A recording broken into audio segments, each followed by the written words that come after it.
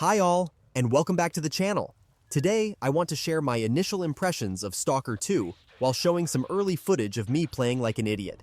But first, let me quickly explain what the game is. If you've already seen my earlier, more in-depth video about Stalker 2, or if you're tired of hearing people explain it, feel free to skip to the time you see on screen.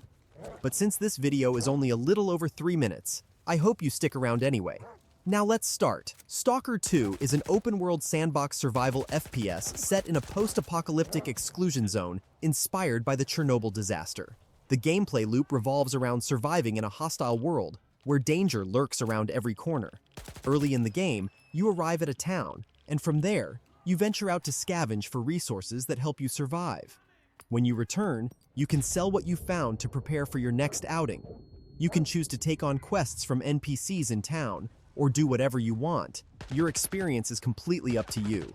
The game is designed to be dynamic, giving you freedom not only to skip quests, but also to approach them however you like.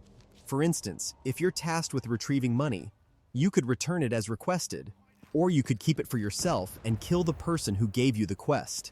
Everything centers around survival. That's what Stalker 2 is all about. Now for my impressions. The first impression of this game is incredibly strong for several reasons. Let's start with the world itself. It's immersive in a way that makes every encounter feel dangerous, yet fair. You can die around any corner, but it's always in a way that feels like you could have avoided it by paying more attention to anomalies or being more tactical in combat. Before I share my second reason, please consider liking and subscribing. It really helps the channel grow. Now let's continue. The second thing I love is the sheer freedom. You can play how you want, whether that's ignoring quests entirely or approaching them on your own terms. For example, early in the game, people in town were searching for someone. I ignored the quest and just started roaming. While scavenging for supplies, I happened to find the guy they were looking for. At that moment, I had choices: kill him and take his stuff, or help him like he asked.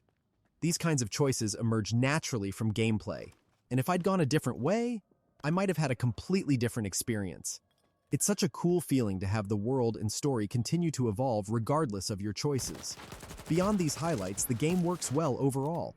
Sure, there are some bugs and performance issues, but it's perfectly playable. I've had far worse experiences with other games. The shooting feels good, the sound design is excellent, and it's surprisingly easy to get into. To summarize, the sense of freedom in Stalker 2 is incredible.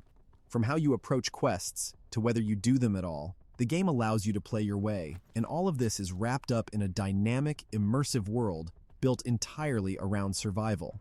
I can't wait to dive deeper into this game. What are your thoughts on Stalker 2 so far? Let me know in the comments. That's it for my impressions.